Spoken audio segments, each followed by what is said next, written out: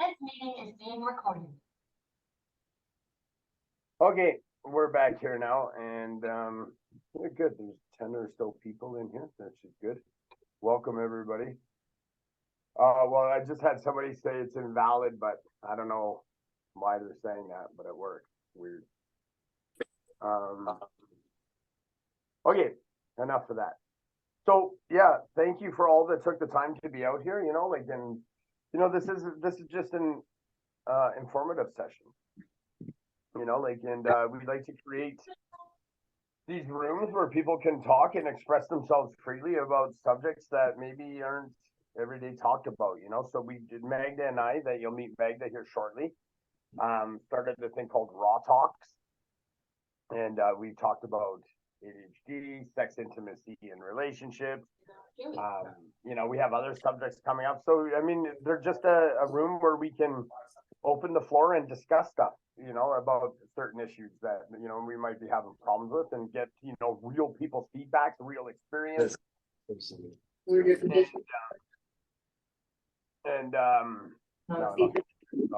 Have ADD. Can somebody, can you put yourselves on mute if you get a chance? Sorry, I'm not trying to be rude or anything. I have ADD, and as soon as I hear something, I'm like a squirrel, and then I can't talk. I think you can mute everybody, Bodhi, if you need, but it's all good. Anyways, perfect. Yeah, so it's just a safe place for people to come gather and, talk about stuff. We've got Melissa here who's an expert in this kind of stuff, and then we have Magda. They're both dear friends of mine, and Magda's in the health and wellness and fitness side of things. And I'll let them introduce themselves here shortly. But now that you guys kind of got the idea of what Raw Talks is like, we welcome you to come anytime. And there's no agenda, there's no script. It's just raw talking about certain things, but we do bring in an expert, that can answer questions, and you guys can give each other advice and all that kind of stuff. So my name's Bodhi Shibodiak. Some of you might know me as Chris. Bodhi's my nickname because my last name's Shibodiak. So everybody took Bodhi from Shibodiak. He called me Bodhi Shibodi ever since I was a kid. And I run a company called Entrepreneur Fit for the mind, body, business, and soul.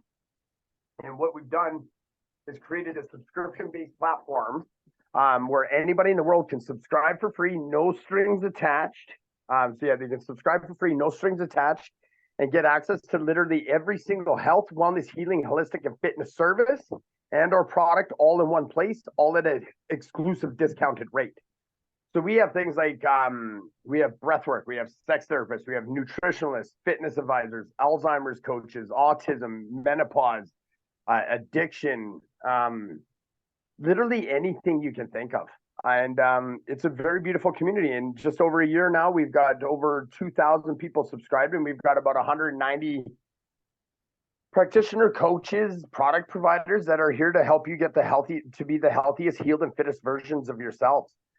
So I'll be posting in the link there. Anybody who owns a health, wellness, healing, holistic, or fitness business, feel free to click my link and book a time there and see what that looks like. It's absolutely amazing. It will substantially grow your business, your community, your visibility, and your connections. And we're not just a directory, we're here to build your business as well. And so that link will be there. There'll also be a link to join our Facebook group called Everything Health and Wellness. And that's me. That's what we have. Oh, yeah, and we just started a new division called eFit, the easy solution to building your health and wellness business, or health, wellness, healing, or holistic business. And if you want to start or run your own business, we can literally show you how to build your own business in a matter of clicks, handle all your email send-outs, all your social media, or if you just want to renovate your business, or we can do it for you. So we have that. It's all be in the links in the chat there.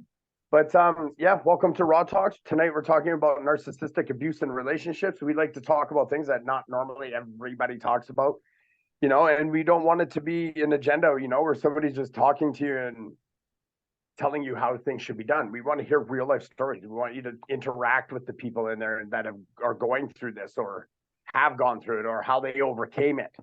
And it's just a friendly place for us to chat. And then we've got Melissa in here who's, like a pro in that kind of stuff, and she'll introduce herself shortly.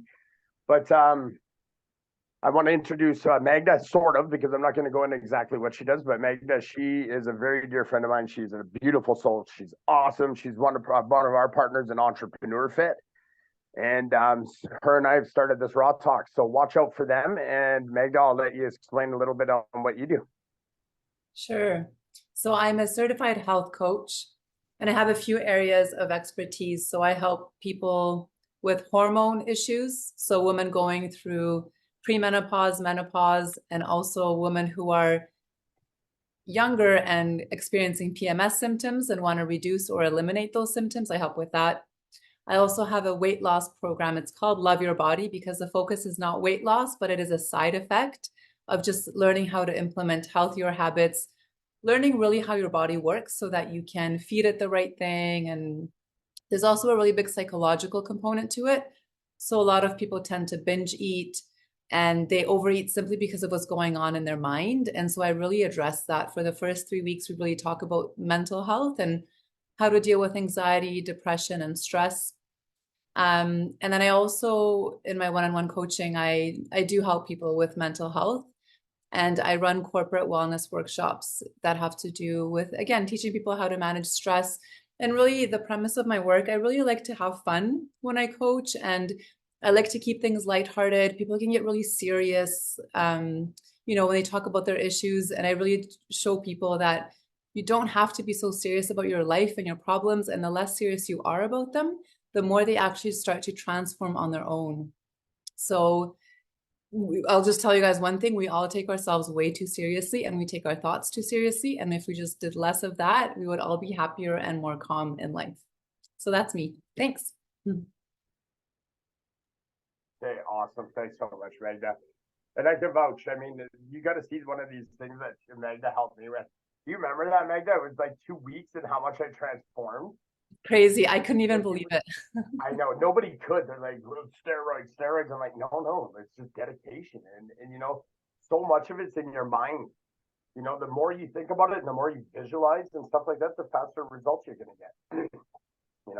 So Yeah, but we Magda, lost a lot of weight in under 2 weeks. Like it was a quick transformation. well, and I got built too, right? Like, I mean, I gained muscle. I think Oh yeah, what you I got did fit. is I had muscle underneath all my chubbiness, right? Yeah. Because I used to work out so much before. Okay, so now we've got Melissa. And Melissa here, she is new to Entrepreneur Fit as being a partner, and her and I have just connected, and it was a great soul collision, I call it. And we just got along really well, and I love everything that she's doing. I'm really a big advocate on people having the healthiest relationships, right? Because the healthier our relationships are, the healthier the people are around us, and the healthier we are. And sometimes people go through certain things that we don't want to, and one thing I've always said in relationships is you gotta take that time and get to know people. And I'm horrible for that. I jump into relationships too quick. I'm a Scorpio. I love hard, play hard, fight hard, all that kind of stuff. So I learned from people like Melissa and some of the other partners. But Melissa, can you maybe just talk a little bit about what you do, and then after Melissa does that, I think we'll get into a little bit of a chat, like just to open up the floor, and anybody who wants to talk about it. You're not obligated to talk, or you can throw it in the chat and maybe Melissa can answer the questions, or it's just here a place for us to talk about this kind of stuff. It could go for half an hour, it could go for an hour, but we really respect what Melissa does here. She's great at what she does. She's got wicked energy, and I just want to showcase her so that she can help people, that are going through the situation. So Melissa, hats off to you, and let's hear what you got. Oh, that's quite the introduction. Thank you both for having me here. I'm really excited to be here. A little nervous. I haven't been in front of a camera for a while. Bodhi, that Scorpio stuff. We'll have to talk about that. Oh, my partners say they're Taurus, and so they have the right to be stubborn. But we'll talk. Yeah. We've got it all. Ryan Gosling just did. It was funny. He was on a TikTok. He's like, I'm a Scorpio, and then. So she's like, well, why don't you talk about it? He's like, we don't talk about being a Scorpio, because when we do, like, I've met so many people and they're like, what sign are you? And I'll be like, I don't even have to say anything because of my silent pause. They're like, oh, you're one of them. And I'm like, yeah. And they just know I'm a true full-blown Scorpio, but I've got it tattooed on me now, so I'm kind of branded like a cattle, like a cow. And I'm not ashamed of it. I love being a Scorpio. But yeah, go ahead. Sorry, Melissa. Nothing wrong with that. Nothing wrong with that. Well, I'm a Sagittarius, if that means anything to anyone. And I'm Melissa Veroni. I am a registered social worker by trade. I'm located up here in northern Alberta, where it's actually now nice and warm and -16. Um, I've been in the field for 20 plus years, and I have a few specialties. The one that we are speaking about here this evening is actually narcissistic abuse. So I have the pleasure of supporting people all throughout Canada, and I'm with Bodhi's help, hopefully expanding not nationwide, internationally, to help people break free from narcissistic abuse. My other specialty is actually certified personality disorder treatment provider. So I work with both sides, and that's something I love. And I'm sure we'll talk more about why we got into the fields that we all got into. Usually it's from a boatload of pain, among other things. And I don't know if you have any questions. I'm happy to answer.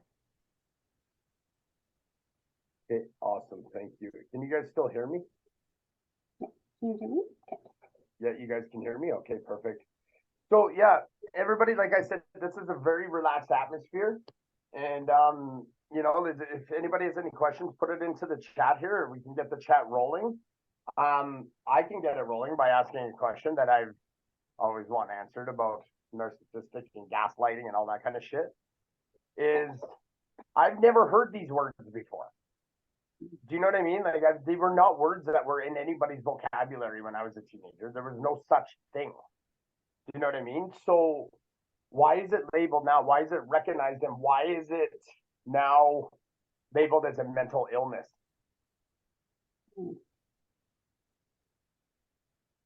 Are you asking gaslighting? I'm asking you.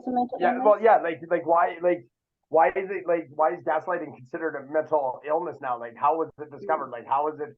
Because from what I've seen, people were like this always their entire life. Like, even my grandfather's like that. He's 103. Do you know what I mean? Like, everybody's had the symptoms or whatever you want to call it, or the signs of a narcissistic person or whatnot. But now it's a word that was never in our vocabularies when we were younger. You know what I mean? Like, I know it wasn't in my dad's generation, it wasn't in my generation, but now it's a word and they labeled it.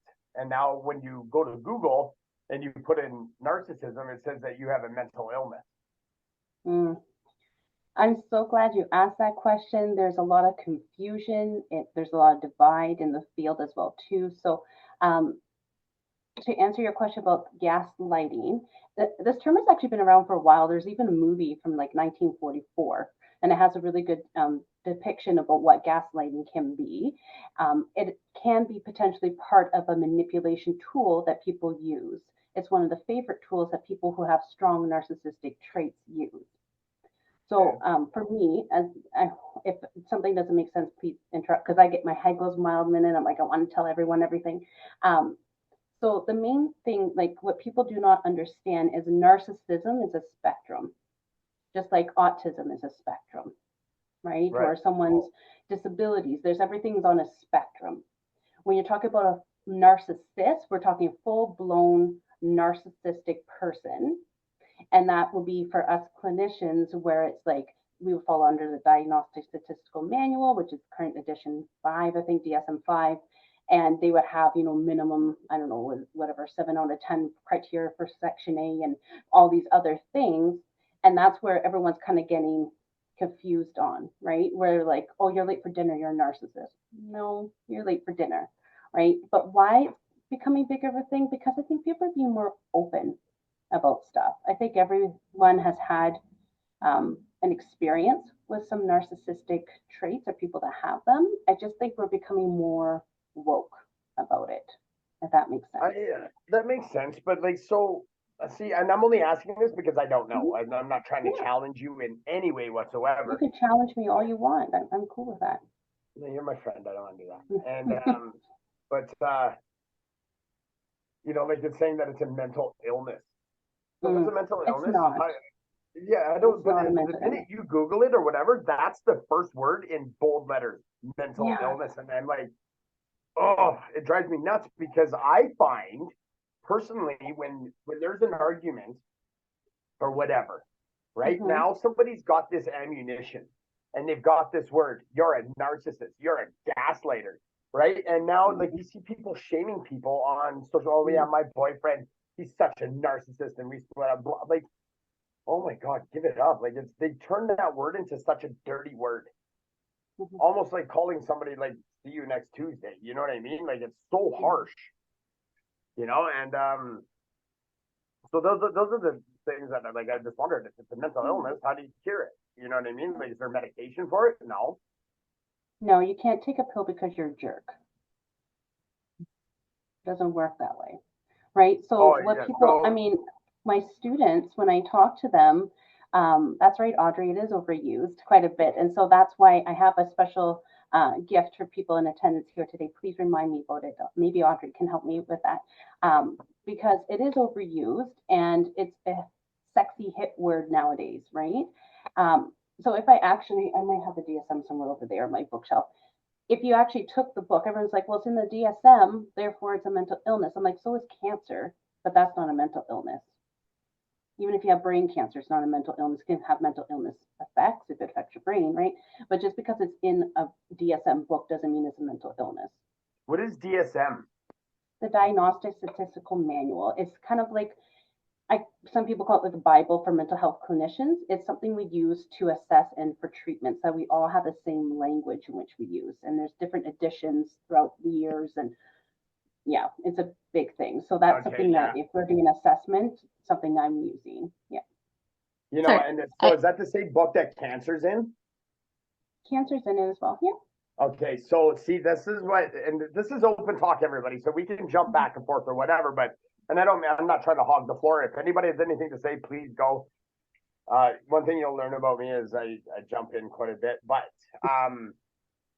so, I mean, it's no secret. I mean, years ago, like, we're talking 15, 17 years ago, I was an addict, right? I mean, I did enough cocaine to knock out a horse, right? And drinking, and I haven't touched that stuff in, oh my God, so long. I've never have a craving, but one thing that frustrated me is, oh yeah, I went to this rehabilitation center and they brought out that book.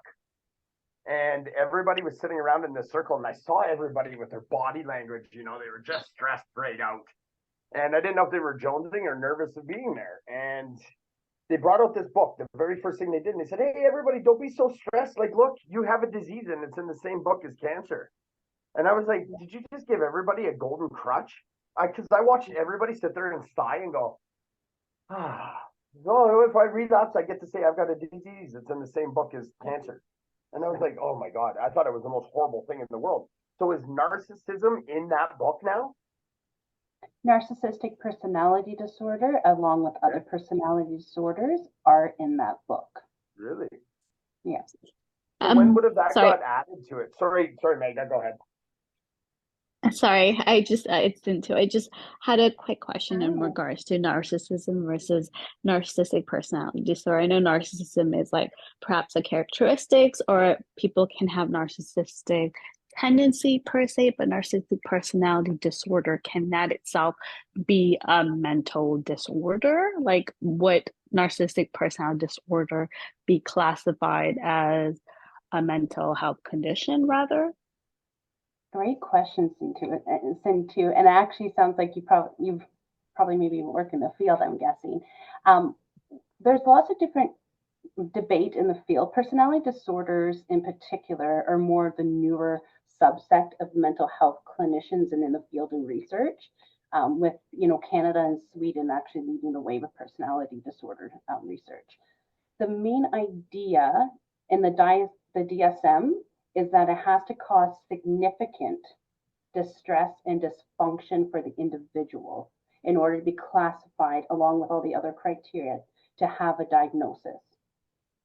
So the issue that a lot of people run into is that, let's say, Magda, can I pick on you? Let's say you come in, beautiful Magda, lovely soul, who definitely would not qualify for this personality style. Let's say she comes in and she's all like, she gives all the criteria, she's hitting it, but it's actually not causing her distress and dysfunction. She wouldn't necessarily meet that criteria to have that disorder. That makes sense to me. So Does that like make let's sense? just say someone is like very narcissistic, but I mean essentially sometimes being an asshole can actually benefit them where they're getting everything that they want. Absolutely. And in that case, Absolutely. it wouldn't be a mental health condition because it doesn't affect them, although it's affecting the people around them. Yeah. Very Okay. close. And so the main difference is a personality style. So like the lead experts in the field, like Dr. Romney and Dr. Carol Mhm. McBride, study under Dr. McBride, like we all suggest it's a style, personality style, right? So there's some cultures and some professions that actually benefit from having this personality style. You can't find any president, any CEO, any pardon me, celebrity, who doesn't have higher than normal narcissistic traits. Does that make sense? But it works for them. It's when it becomes a distress and dysfunction that it's problematic. So it's very similar that if someone lives with schizophrenia, but can manage what we call like, positive traits or additional things that are like extra, if they maybe hear voices or something like that, but they're able to cope and it doesn't bother them, then it's really not a problem. I love that you just said that it can be like like from what I gathered from that, it can be a beneficial thing in a way. But Absolutely. with my ADHD, well, now it's called ADHD. When I was younger, it was just called ADD. But I've learned I was on every kind of medication there was possible, like Ritalin, Concerta, Vyvanse, all this crap. I hated it, and I learned how to make ADD work for me and not against me. Yeah. And so the way I do it is the more distractions I have, the more focused I am. So I have candles lit all around me. I have extra TVs going with waves crashing, and I listen to, depending on the weather, EDM Yep, the music, or I cool listen jazz to music. classical Yeah. jazz. You know me and my Yep. jazz, right? I'm listening Yeah. to that all the time. And that's what keeps me focused. And I have a business that has so many moving parts, but if it only had one moving part, I would fail drastically. Mm, So my biggest fear in life is idle time. That is my biggest fear in the world. yeah. I'm self-destructive when I have idle time. Right. But I like how you said that, like maybe there's a way that people can learn or coach their partner if they feel that they're narcissistic. No. Nope. That they can coach them, no, like how to make it work for them, or to get into a mindset of, okay, let me make his or hers narcissism work for me. And you know what I mean? Like how I said, I made it work for me, not against me. Right. I can kind of understand where you're going with that, but for me, that's a firm no, because we're not responsible for anyone else's actions, thoughts, feelings, or behaviors. And it's a really, really slippery slope because there's a lot of codependency issues. So a lot of times when people, I see a lot of people that come to my clinic or seek me out because they're like, I always end up with these certain type of people. They treat me a certain way. I never feel good enough. I feel like a shell of a person. I feel imprisoned in this relationship or held hostage, but I can't seem to get out of them. But I'm always trying to make them feel better. I'm trying to heal that them. feeds They their were this fire, though, wounded right? child, right? But What's that that? feeds their fire. That feeds their fire when they try to Yeah. do that And to that make them is, feel better. yeah, and that is, some trauma bonding things as well as codependencies and other things as well too. So we really want to be careful with that. And I think maybe as a coach, I think we call them blocks. Is that right? Where you get blocked and stuck into things. I agree. And you know what? I'm a victim of this too. Or I put myself in this position, and I see a lot of people do it, and I call it hopium. That people are addicted to hopium. I hope he changes. I hope she changes. I hope this, what I'm doing, is going to make it better. I hope this. And it's just that hope, hope, hope. And then they're taking so much time in hoping, and they're not learning how they can deal with it or walk away from it. It's that whole analogy: shit in one hand and wish in the other, and see which one fills up quicker. You know what I mean? Like, so if people can, I think with what you do, it's great to help people to understand it and be able to gain that confidence to stand up against it and get out of it. Yeah, we call that wishful thinking, right? Where I've seen some people in a relationship for 30 plus years and had dated someone before they got married to this individual, and they are holding them hostage as if they cheated on them, right? And they hold on to this one memory of the time they bought them like a coffee at like Starbucks or something like that. right? Well, I wish they would be like that again, right? So we really have to be aware of things, but it's really hard. A lot of people don't realize they're in a relationship with someone with strong narcissistic traits. We all have traits, myself included. You know, I was raised from someone who was a strong narcissistic person, and we have, you know, they suggest when you have a parent who raised you, there's likely more, how do I say, damage or generational things that we have to deal with as well too, right? And so we all have traits. How You would it do, work? Magda, myself, my partner who's actually watching here might argue I might have it more when I get feisty, right? But it's just like the idea with the style though, when you're a narcissist, is pervasive. It's not just when I'm mad or when I'm tired or sick or something like that. Does that make sense? It does. And sorry, I've got one question, then I'll shut up.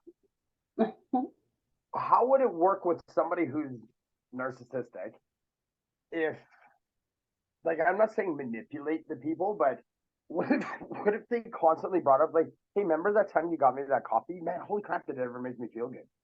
You know what I mean? And you bring up those certain things all the time.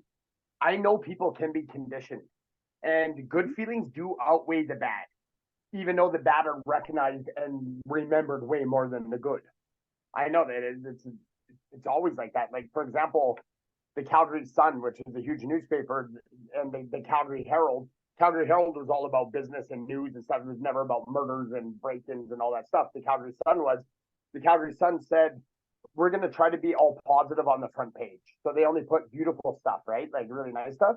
Their sales dropped 70% in 1 month. They almost went bankrupt because nobody wanted to hear about the good stuff. They only wanted to hear about the bad. And it drives me nuts that that's what people want to see and remember. But I'm wondering, and you might be able to answer this, if you're in a relationship with somebody who's narcissistic, if you started conditioning them that way, not overdoing it, but you know, like, hey, remember you did this? That was really great that you did that for me. It made me feel really good. I know for a fact I've seen it with bullying. When you're nice to that kid will start coming around and being like, oh, really? And then they start being nicer and nicer and nicer.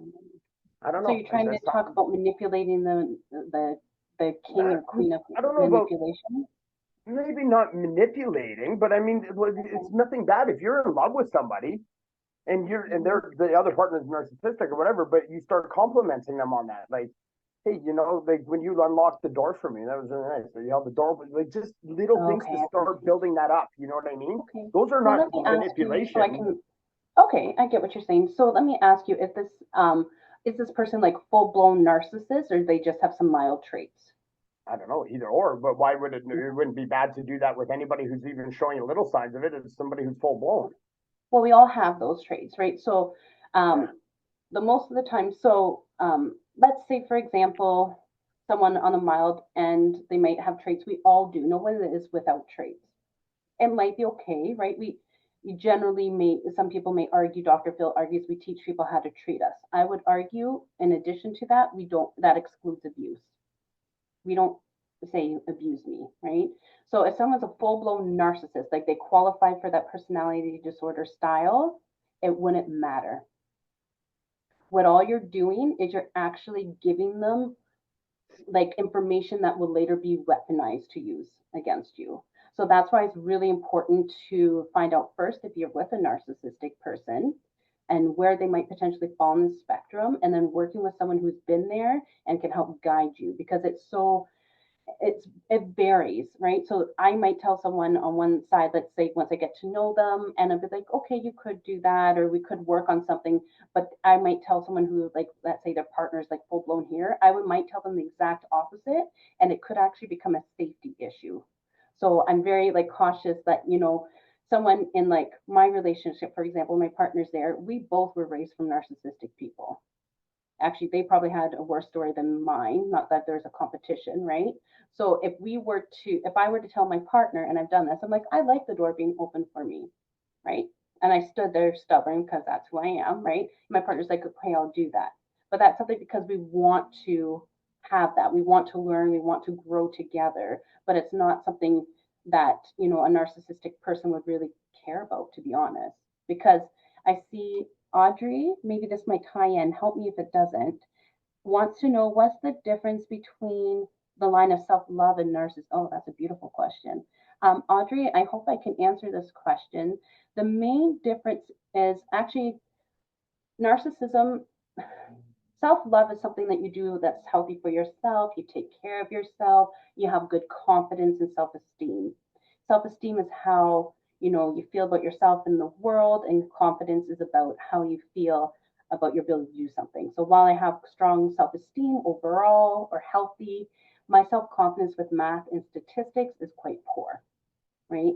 A narcissistic person would be like, they're usually lack self-esteem, to be honest, even though they present in different ways and there's different subcategories. But the narcissistic person or narcissism actually would do it to like kind of like stomp over you, right? So while a healthy person like Magda, like I would support you and everything like that, but if I had stronger narcissistic traits, I would have no problem. I wouldn't even care or then think about it.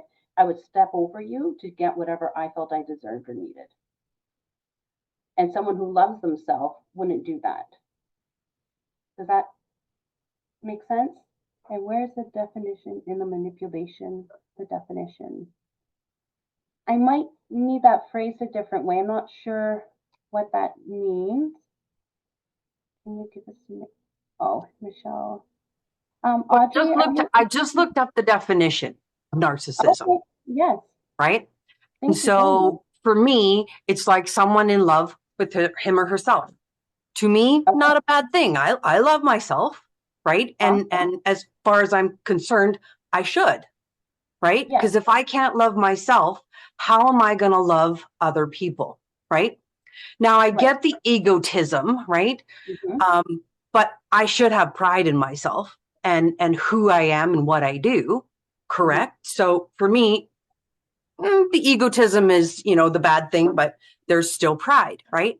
And then the third one, who shows now the word extreme, right, is kind of, but I feel I should love and admire myself for who I am, right? So why I was saying, from the definition, I'm like, is that really? And are we overusing narcissism words, right? Like there's words out there that we're overusing in the medical field because we're labeling ourselves. Yes, absolutely. Right. So there's so many words out there that kind of, I'm like, that word's being overused. And is it really the definition of it? Right. So when I'm looking at this definition and someone's saying narcissist, I'm like, not as bad as you think it is. So what I did was I did synonyms. So there's a megalomaniac. That one would be a one. Sorry, I have dogs. So it's a person who believes he or she has unlimited power or importance. Maybe we should name it that instead of narcissism. So there's another word, ego tripper, a person who is overly concerned with his or her own desires, needs, and interests. So like when we use these words like narcissism, which the definition in itself, there's a couple of things in there that, aren't that good, right? Maybe we should call them megalomatics or ego trippers instead, right? Disorders. So you kind of see the word, that's what kind of gets me in all of this name dropping and word dropping and labeling ourselves is it truly who we are, right? Like, I'm not a megalomaniac because I don't think I have unlimited power and importance. I'm not an ego tripper because I'm not concerned with my own desires, needs, and interests all the time. So I guess that's kind of where I'm coming from. And I'm kind of always the devil's advocate. Sorry. Love it. No need to apologize. And thank you for bringing that up and clarifying it. It's confusing even for us in the field, to be honest, right? And so, first of all, I love that you love yourself. I think that's great. I think, I can just feel you like you're solid. Do you know what I mean? If I'm working with someone who's a full-blown narcissist, they're not. They just have a facade. And so one of the things you mentioned with the word, so if we really want to do that, I mean, narcissism, I think, goes from the Greek mythology, whatever that story is. I don't recall that. I'm so sorry. That does not look good on my side. But to be honest, too, Audrey, you know, schizophrenia, like in particular, the actually origins of it means split mind, and it's from Greek, is a Greek language. But schizophrenia in particular is a mental illness, and it actually has nothing to do with you know, a split mind, but actually has like all these other physiological things. So sometimes we might borrow or use words from different languages that kind of confuse things, if that makes sense. Does that make sense, or did I lose everyone? Well, I'll have to go back into Greek mythology and look up what the word. See, I'm kind of I have to know. So if that's where it comes from. Yeah. But the definition in the Webster's dictionary is the one I have up there, right? And so if we're going by that, then but it's different than a mental illness and what we're using in the DSM model sometimes. Yeah. Right? So sometimes they don't talk to each other. Sometimes so it's confusing. But you're absolutely right. That's what bugs me about the medical system. Being a holistic practitioner, I'm like, dudes, get your shit together. You know? I hear you. Yeah, absolutely. Did I Anyway. answer the question, or am I missing something? Oh, did we lose her? She muted herself. Oh, I hope Audrey, unmute. I hope we answered that, or I mean, you answered that for me. did I I mean, I provided one, you know, answer. Did you have anything else, or did I miss something? I just want to make sure that you felt heard, and I hear what you're saying. We struggle with that in the field too. And that's why it's really important when you work with like a therapist or a coach such as me, that like having the same language is really important, right? So people come in, they're like, I'm dealing with a narcissist, and I'm like, okay, well, I want to make sure based on my training it's the same thing so I can best support them, if that makes sense. And you mentioned you're a holistic provider, so I'm sure that terminology is also very important to you as well too. Yeah, I think I'd probably go, hey, I'm dealing with an ego tripper. Yep, I know. or a megalomaniac. Megalomaniac. I like that name. And I probably would. Vampires. I've heard like so many different things. I think there's some talk in the field, and I don't know when the new edition comes out. They're trying to find ways to change that, as well as the borderline personality disorder.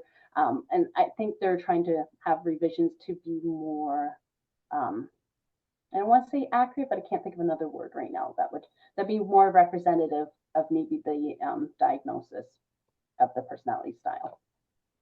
So there is talk about that. So hopefully maybe they'll have that. My vote is emotional vampires, because usually people feel drained after dealing with someone who's narcissistic. Mm-hmm. Yeah. Or maybe just a jerk. There's no pills for jerk.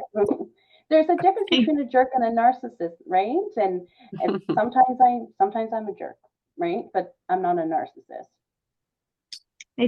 I do have a personal question with my personal experience. So this is into again. So I was just wondering, like, whether you have suggestions on breaking free from a narcissist. And again, like I was in a relationship, actually married, and currently I'm process of separation. Hopefully, fully, you know, like divorced, but soon. But I was just wondering. Of course, there's different types of narcissism. Of course, I do my research as well. I also watch Dr. Omni's podcast several times. And so of course there's different types of narcissism, and that's probably why it was hard for me to actually see through this individual, just because there's the vulnerable narcissist, which is actually not the classic narcissist that most people see, because they end up having that victim mode where they're always you know, feeling sorry for themselves, and most of the time they cause the problem and then they end up being the victim. And of course, I've dealt with, like, I think it's called Narvel, where anytime you bring, or Darvo, anytime you bring a situation, it's like the whole defense, attack, reverse victim, opponent thing. But in terms of like the whole trauma bond, and like the love bombing between just like the whole like like toxic abusive situations, like just going between those cycles. I was just wondering, just because closer to the end, I felt like that cycle almost swapped like every other day instead of stretching out a week. So it'll be like one day love bombing, the next day toxic. Like it's almost like as I progressed in the relationship, the narcissism, almost like the spectrum increased. Maybe this is like a discard phase because, you know, like the person has already been served and they're like, okay, you know, like I guess I'm not winning here kind of thing. But also, how, I guess my question is more so, how do you kind of break free and not take the love bombing phase so personally, where you feel like, oh, you know, maybe there's a chance, or maybe this person can change? Because I like, of course, I watched Dr. Veroni's podcast, and I think she holds a straight, like a strong emphasis on they do not change, right? She holds like a strong emphasis on that, especially someone who's higher on the spectrum and it serves them. But I guess two-part question: what is your thought on people that are narcissistic that would change? And two, on the controversial side, if you know, like if you decide to disassociate, what would you suggest would be the best method for just like kind of detaching, more or less? Wow, great question. Thank you for being so brave and sharing that here. It's not easy whatsoever. And I'm just wondering if my friend Magda wants to talk. She's been so quiet and she has a wealth of knowledge as well too. Maybe we can take team if you want. So this isn't going to directly answer the question. Maybe you can answer it later, Melissa, but I do have some thoughts that I want to share. So this is where I do find that definitions can be useful. And for me, going back to the definition just very briefly, when I think of narcissism, this is just from my experience and reading and stuff, I think of somebody who like gaslights, who deflects when you try to bring something up. They basically blame you anytime they think that they're being, in their mind, they think they're being attacked because of this strong insecurity within themselves. Quite often, what Melissa said, I do find that they are not confident. They're not grounded in who they are. They don't love themselves actually at all. Or depending on the spectrum, they can love themselves a little bit. And this insecurity kind of gets deflected onto the other person that's in a relationship with them. They don't like to take responsibility for their actions. So it leaves the other person, so you who was just speaking, like being married to someone like that, always feeling like this, did I do something wrong? Should I have done something different? You're always questioning yourself. So I've dated people that had those tendencies. I wouldn't say they were full-blown narcissists, but they had those tendencies. And of course, their parents also had the similar tendencies. So it does come from trauma. So it's not like about blaming, oh, you're a narcissist, you're a bad person. No, you had trauma that you had to deal with, and this is your coping mechanism, and this is how it manifested itself in the form of having narcissistic behaviors, which really just help protect people from the own trauma they dealt with. However, it doesn't make me want to be in a relationship with someone like that and deal with their stuff, because it's a lot to deal with. And so I think it's just really important. So first of all, the covert narcissism, that's a tricky one because you still feel super shitty in a relationship with someone like that. But because they don't have all the traits of a narcissist, it's not covert, it's not overt. It's easy to excuse their behaviors and question like, oh, well, maybe it was me, because you're like, well, they're not a narcissist. So maybe I did something wrong, or that self-questioning thing is stronger, I think, than if you can like diagnose someone and be like, yep, they meet all the qualifications of a full-blown narcissist, so I know it's not me, which I know even then it can be hard to leave a situation like that. But like from my experience in terms of disengaging, first of all, it was just becoming more and more and more aware that they have those tendencies, because I was just taking everything personally, like all the deflecting. It always made me feel like I did something wrong for bringing up an issue.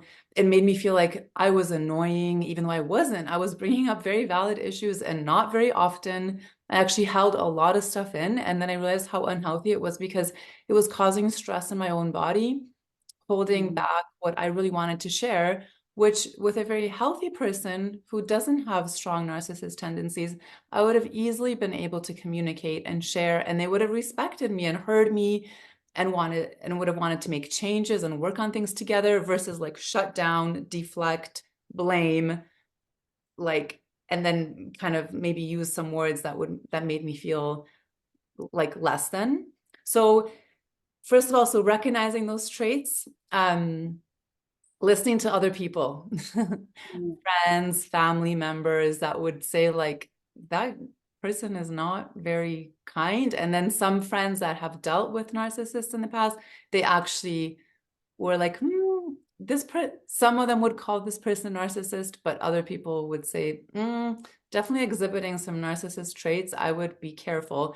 And they would share their stories. And I was like, oh, my story is somewhat similar to this person's story. Not the same, but similarity. So listening to people that care about you, how they view your relationship is helpful.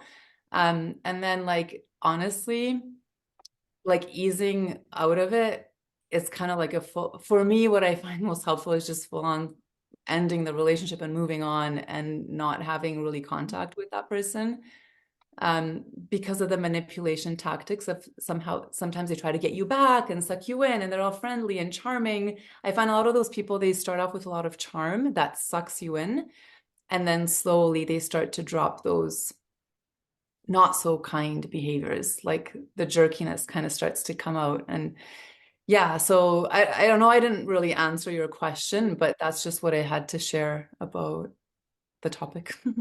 Yeah, of course. And it makes so much sense, and it resonates with me in a sense where oftentimes they do that reverse, like at the end, like most of the times you kind of get convinced you're the narcissist or you have the mental disorder, because they try to flip that characteristics or even some of the terminologies that you're using back on you and creating examples. And even I had some friends who were in relationship with a narcissistic or tendencies, or perhaps even diagnosed, in which oftentimes they say that you're really not in a relationship with that person alone. There's usually another person, like a third person.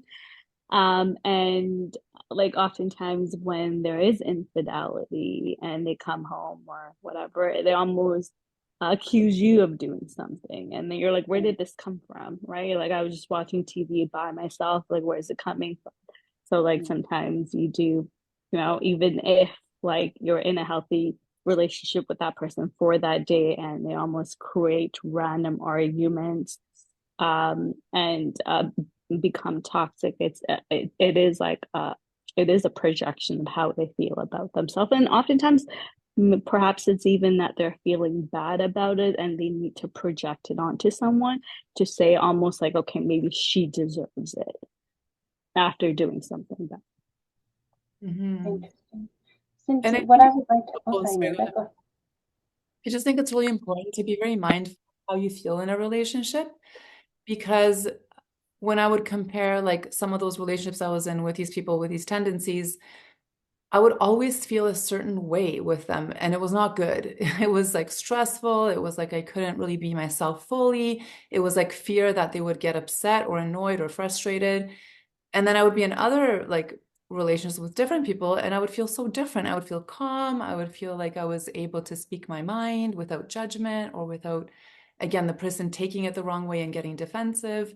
So I think it's really important, like just being mindful of how you feel, and then being like, okay, yeah, of course I have to take responsibility for my feelings, but sometimes it is the other person that's really like affecting you and your energy. And yeah, and it's just so much more peaceful when you're not having to deal with somebody like that. Yeah. I have a question kind of what you said about the feeling in the different relationships, right? So you have a certain feeling when you're in the relationship with a narcissist, and then you have a different feeling when you're in a relationship with someone who's not a full-blown narcissist. So I guess my question is, when you're in the one with the narcissist, would it be past traumas that made you feel that that's where you should be at that moment, right? And kind of even knowing the difference, was it being in a relationship with a narcissist and then being in a relationship with a normal person, I'm putting that in quotations, and then going back into a relationship with a narcissist, right? So it's kind of doing that bounce back and forth. And is it more of a comfort almost to be with the narcissist, because then that's almost a comfort zone? Yeah, What- I'll take that. Right. That's a possibility, right? And there's a number of reasons why people may get into the relationship. But I would like to maybe piggyback maybe with Sin too. With getting out of the relationship, you mentioned, I just want to say, and not to scare you, but to help prepare you, regardless if this individual is a wolf in sheep clothing, which we call, the covert narcissist that play the martyr victim. Regardless if they're overt and very out there, like, we see them coming and we're scared of them. This is when you're in an unhealthy relationship, when you're in an abusive relationship, when you leave is when your risk is the highest. So I actually don't want to give you tools right now because I don't know your full situation. Right now, there's three different types of phases in your healing, right? There's the crisis phase, and then there's the rebuild and thrive. Right now, you're in the crisis stage. Your goal is safety. And that's not just physical safety, that's emotional, psychological, sexual, and even financial safety.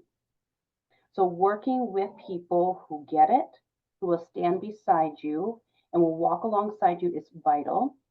Sometimes, as Meg does, right, friends can be amazing people. Sometimes, especially with the individual you just described, people don't believe you, quite frankly, because they're usually really nice in public. They're usually great, they're down on their luck. Who are you to talk about it? We call those flying monkeys. I think Dr. Veroni has some videos about that too. Is that kind of similar to what you're feeling by any chance or have experienced? Yes, it is exactly that, actually, right in the beginning. Isolating. It's so isolating and it's so scary. And so it's so normal, if I may use that word, like how our friend Audrey's saying here, it's so normal to feel that way and to question yourself. And so right now, what you're doing, you're actually gaslighting yourself right now. You're like, should I leave? But you know what happens, right?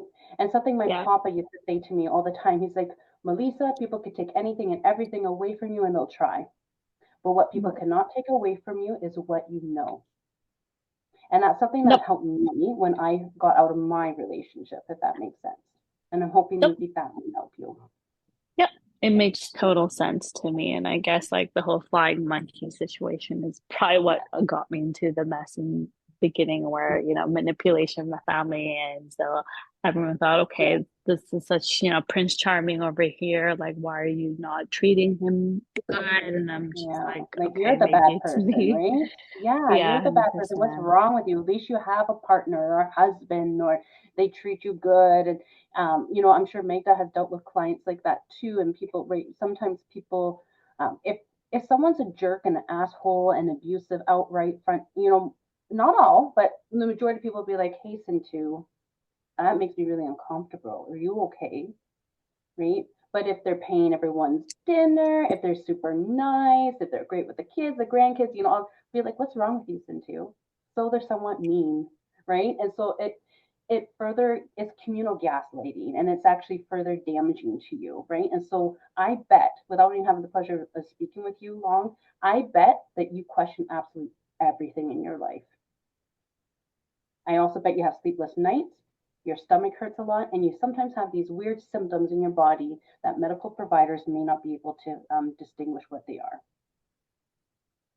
No, I totally get what you're saying. And of course, like this whole process has been difficult because I'm not gonna actually categorize him as that if he's not diagnosed, but I have a really high,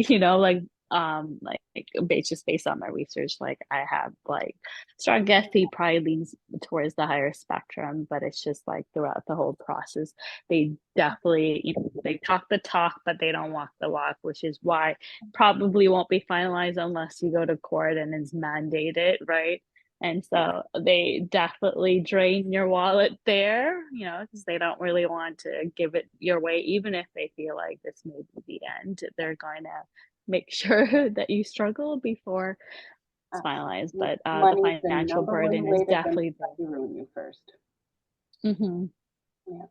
And I hear it in your voice, and I hope you're okay. And if you need anything, you can message us here too, right? And I know it's really scary sometimes to even use that word, right? Out of fear of judgment. And I just want you to know I see Megda's face and I see Bodhi's face. We all believe you, myself included. Thank you. Absolutely. Appreciate that. Absolutely. Did we answer your questions? Yes, yes. Okay. And I hope I know Audrey, I love your energy. Did we answer your, oh, we have more questions here. Audrey, are we missing something?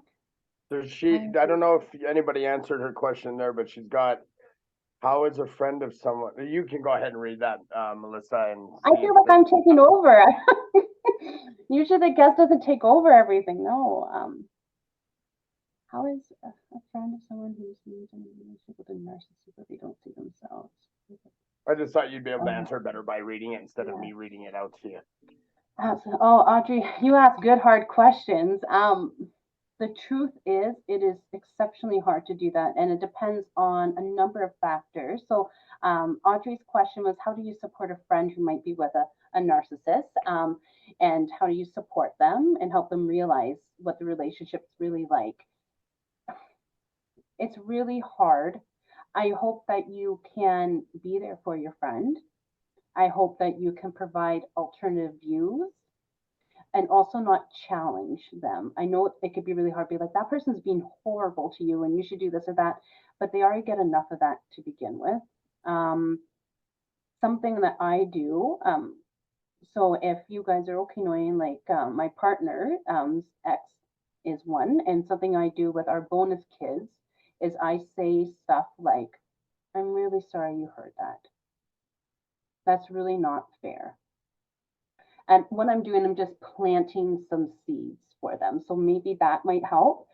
If they want to go to counseling and if you're willing to support them, those things will be really good. If they do see a counselor or therapist or coach, please make sure that they are qualified to deal with narcissistic abuse. It's actually a specialty. And so I don't want more damage to be done. There is, and of course, sometimes your friend may just want to sit down, have a cup of tea, and not talk about it. So maybe even asking them, be like, how do you feel in your relationship? How would you like me to support you in it? Could be some questions. They may even not want to talk about it, but something else you may need to think about, Audrey. Sometimes it's really, really hard to be around someone and witness that. Because obviously you have a friend, you care about them, you may even love them. And if you constantly see them being in a really unhealthy situation, it can really also affect you, right? And as Megda was talking about, you feel a certain way. And so sometimes that's when, sadly, some people might have to temporarily put pause on their friendship if it gets to the point that you can't do that. So also monitoring how you feel about the situation can be helpful. And a coach and therapist can also help you with that. Then what resources are out there to help them get out. As I mentioned with our friend here with Cindy too, that could be a slippery, dangerous slope. So talking to a provider can be helpful. There might need to be safety plans or something like that. I'm not sure of the actual situation you're thinking about, but just going to provide general things here. Then how does one not attract to or attract those? Oh, that's a timeless question. To be honest, there's two types of clients I see. One would be similar to the story in which I have myself. You're raised by someone who's narcissistic. You have these dynamics. Things are normalized. It feels comfortable, even though it's fucked up, and you end up that way. That's kind of maybe the majority. And then the other side is, really sweet, amazing people who pity that person, and they excuse those behaviors and they justify them. Oh, they had a bad childhood or this or that, and then they're like, I'm going to help them, I'm going to love them enough, and that's like codependency kind of issues, right? Both not healthy, both not helpful, but working with a provider who can help you unfold those things and patterns, and maybe a coach can help as well too, could be helpful, because we attract how we feel, right? So I don't feel worthy enough, I'm going to be swept up by the narcissist charm and be like, oh, I can't believe they, like, bossed, they ordered everything on the menu for me even though I don't want it, like. But someone who is, firm, someone who loves themselves would be like, thank you very much, I can order for my food, right? So it's all, oh, so many things are in my head. There's so many ways in which people might potentially attract, but I think the number one thing is, and Dr. Romney says this too, you might have noticed, then to stop giving second chances. That would probably be my thing. But working through it, and self-awareness can be key. I feel like I talked a lot here today. Does anyone else have anything else to say? Like, I don't know. Just one sense? question. Yes, Yeah. just one last question. It's just like something that I just like kind of thought to myself. Like I think like narcissism deep down, of course, like they have that insecurity and they're not actually they feel worthy, and it's just a facade or a face they put to the world. Do they ever, or like, do they actually say out loud, or do they have maybe one person, let's say they don't go into like therapy and talk to someone individually about it, but could there be potentially someone that they're close to that they actually talk about their feelings and actually say, I don't feel myself? Or is that something that would never come out from a narcissist? Great questions.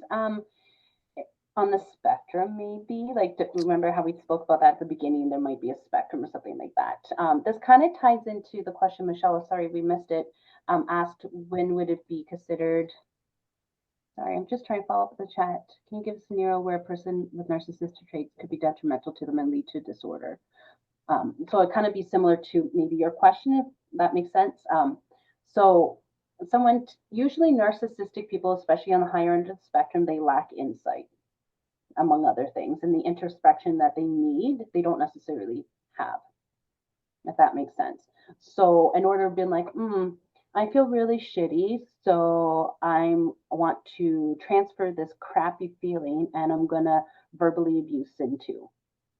They don't have that. They don't have, they're missing things, if that makes sense. But it doesn't mean they're not excused by their bad behavior, right?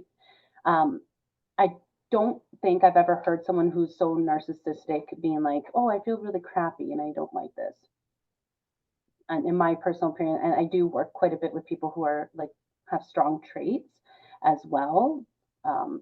Usually, Michelle asked, when would they lead to disorder? Usually when they have about 3+ failed marriages, or they're in trouble with the court and they're mandated to come, then it's, distress because, their image, their money is ruined, I have 3 failed marriages. That's when it's potentially could come that way, right? We see probably more diagnosed disorders, I would guesstimate, maybe more in the criminal system. That might be that way. So kind of what I'm hearing, correct me if I'm wrong, is that a narcissist doesn't really know a narcissist is a narcissist. He doesn't know. Oh, some of them do know. They just know that they're a certain way. It all depends. Like, there's someone on YouTube, I can't remember his full title. He's a self-proclaimed narcissist, and his goal is to help educate people. And people are like, oh, will you watch him and tell me what you think? And I said, no. Because actually that individual, how they're getting their feed, like a vampire trying to suck your blood or your energy or whatever they do, right? They're trying to get their feed by getting attention and like be the good person with it. So that person identifies that. They probably be on the lower end of the spectrum if they do have that, but they know some people might have more introspection and maybe self-awareness, that they might have some of those traits, but someone further along the line I don't think they really would care. Does that make sense? Didn't muddy the waters. I don't know, Bodhi, does that make So you're saying they possibly sense? Like, know that they're narcissists, but they don't really give a shit that they're narcissist? yeah, if they do have that, they're like, man, fuck that. Who cares? It works for me. Okay. Yeah. That's the hard part, Audrey, because a lot of people are like, oh, you know, they don't have empathy, they don't feel the way. I'm like, they actually choose that. These are like the majority of it's like choices. Like, I choose to manipulate you. I choose to step on top of you. I choose to be this way. And I don't really care how it impacts you. That's the hard truth. Magda would be crying. I'd be crying. Bodhi, maybe a little crying. I don't know, right? But, you know, if we hurt someone, we would be upset, Oh, for sure. right? They wouldn't. Unless it potentially they would have those crocodile tears and they would feel bad about it for a second because maybe if there's in front of an audience, right? Or it might ruin my work reputation. Then they might put on a show, but it's not necessarily genuine. What's that term, flying monkeys, that I hear all the time? Oh, do you remember the show or the movie The Wizard of Oz? Wizard of Oz. Yeah, Yeah, I get that's that. where it comes from. I don't know if Dr. Romney coined it, pardon me. You know, those they scared me as a kid, which may or may not have something to do with my own journey, but they're like those monkeys that fly around and do Oh all yeah, the that evil whole work of movie the was evil. dark. Yeah. Yeah, yeah. And so is it the witch? Is that I can't remember her name. Yeah, there was the Wicked Witch of the West, and then there was Glenda, the Good Witch. Yeah, the good witch. Okay, I side with Glenda. But the wicked witch has all these flying monkeys and they do all her like bad little work, right? So narcissistic people use flying monkeys or people to do their work or bidding for them, right? So with our friend Sin too, when she's talking about the communities, like, you know, oh, what are you talking about? You know, and all that, they're actually sometimes unknowingly and sometimes knowingly, let's give or take, working for the narcissist. Hmm. So it kind of keeps people stuck sometimes. It's like Okay. an OG is going to have the people on the lower spectrum do the dirty work for them, Sure. if that makes sense. The biggest narcissist is our government. Actually, I think Dr. Romney did this study, I'm not sure she did or made the comment at least, that, you know, people in, probably doesn't surprise you, politicians, especially presidents, prime ministers, you know, all that, they have higher than normal narcissistic traits. She even mentioned President Obama does too, but he also has a very high empathy spectrum. So it kind of balanced it out, if that makes sense. Regardless of however anyone feels about their political thing, it's just using personality style. Yeah. But you're right, Audrey. Yep, the government. Michelle has a question. How does culture come into play when dealing with a narcissist? Could we possibly label persons as a narcissist when they are normally not? Oh, great questions. Oh my goodness. Culture actually does come into play quite a bit. You have to read the whole question because I can't see it in the chat. Oh, no. Oh, okay. Sorry. No, Thank you for because that. Melissa, Uh-huh. those people, maybe we don't need to mention their name or whatever. Those are people who are sending you messages privately. Oh, okay. Because the public, us here, we can't see those questions. Oh, sorry. Okay. I think she's okay with that. Sorry, everyone. So how does culture come into play when dealing with narcissists? Culture really can come into play. There's more research and studies being done, although not as much as we need right now, to see what type of cultures promote narcissistic traits or narcissism, right? There are, I know Dr. Romney is located in California. She calls it the land of narcissists, where, you know, you're dealing in Hollywood and everyone's all like that, right? And you need to be a certain way in order to, you know, be on stage or something like that. Culture can also come into play of how you handle things. So a lot of times, clients I serve who are from more communal cultures, such as like in any country or in Southeast Asia in particular, or in Africa, they're all about community and family. So leaving a relationship might, first of all, be taboo, maybe against their religion, their culture. So if people are in a situation, they're shunned among other things. So, but it's also helps support the narcissistic person to continue to do their things as well too. I hope that answers the question. Oh, Dr. Romney. I'll put it in here. Okay. So that, I hope that answered the question. Am I missing anything? Can we possibly label persons as a narcissist when they're actually not? People do that all the time. People like to use the word narcissist quite a bit. I'm sorry, Only, did you read the question again? yeah, so there's another question. Could we possibly label persons as a narcissist when they're actually not? And I said, absolutely. We do that all the time. At the beginning of the talk here, I think you even mentioned too, Audrey, it's also Overused. Amused. Yes, that's the word I was looking for. Yes, so absolutely. Did you put the name in the chat or did you just message somebody? I just messaged Magda, which I'm sure. Thank you. I'm not as good with technology. Okay. Meeting group chat, I can put it in there. Okay. It was just, I don't know what it did. It froze on something. Thank you. Okay. I'm sending it to you, everyone else, a doctor. Okay. I'll send that out as well. Are there any other questions? I think this has been great. You know, this is one of the better ones that we had. You know, a lot of questions, a lot of engagement, and I think a lot of people got a lot of value from you, and I'm really appreciative of that. I don't know if I've been in a narcissistic relationship. I don't know if I've been a narcissist. I have no idea. Who knows? You should know by now after this talk. Yeah, right. Didn't you learn anything? Just kidding. Yeah, I don't think that I am. And but yeah, I think this has been great. And you know, like if nobody has any questions here, I want to thank you all for participating and being in here because I think we all got something about it. You know, like I'm no expert in this, but I learned a lot today, and you know, hearing your stories. And I want to thank you for all for being vulnerable and sharing your stories out there and stuff like that. It's not always easy, but I'm glad that you guys found this a safe energy space to be able to do so. And we're gonna do many more of these, and we try to talk about stuff that's not everyday kind of things, and and make it a safe place for that. And so Magda and Melissa are both partners with our company, Entrepreneur Fit, and they offer their services in there. So you can reach them through Entrepreneur Fit. I'll post the link again. Just get your free subscription. There's no obligation. We're not going to spam you or anything like that, but you'll be part of the beautiful community. And there's discounts on all the services that are in there exclusive. And if you have a health and wellness business, go to the apply now and let's have a meeting.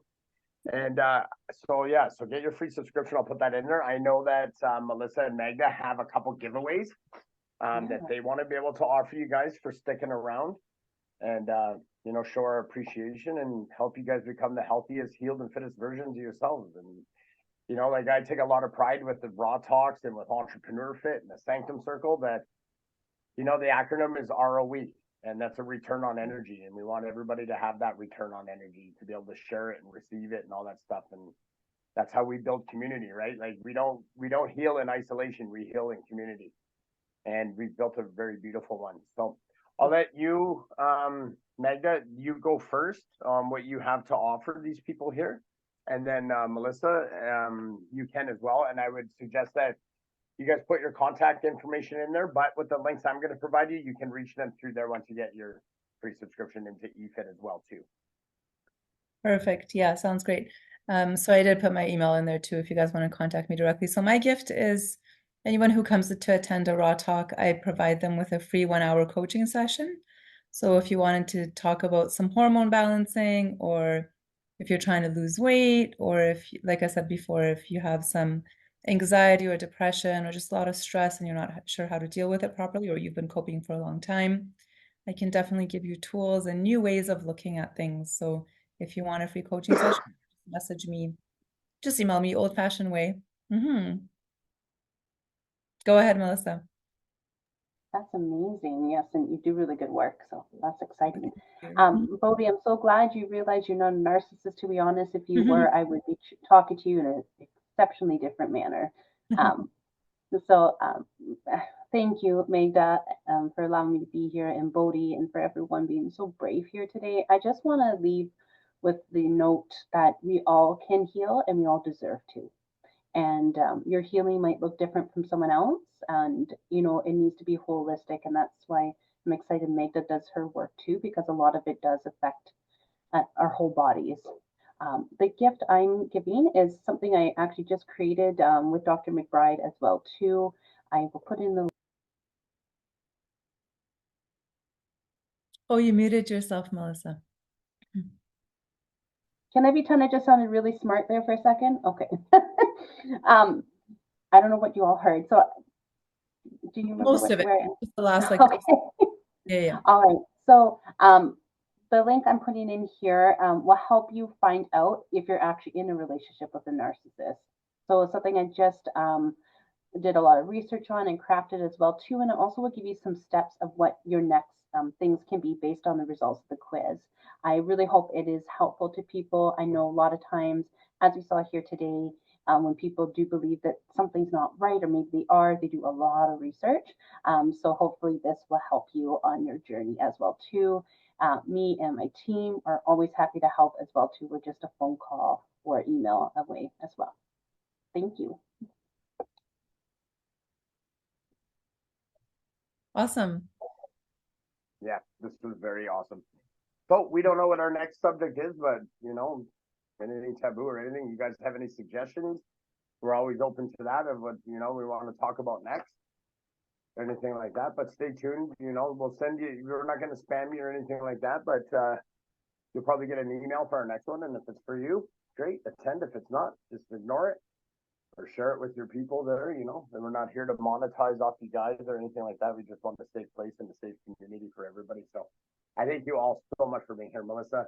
You are absolutely stellar. You're awesome. Thank you so much, Magda. You are too. Audrey, just anybody who's all here. You guys are all amazing.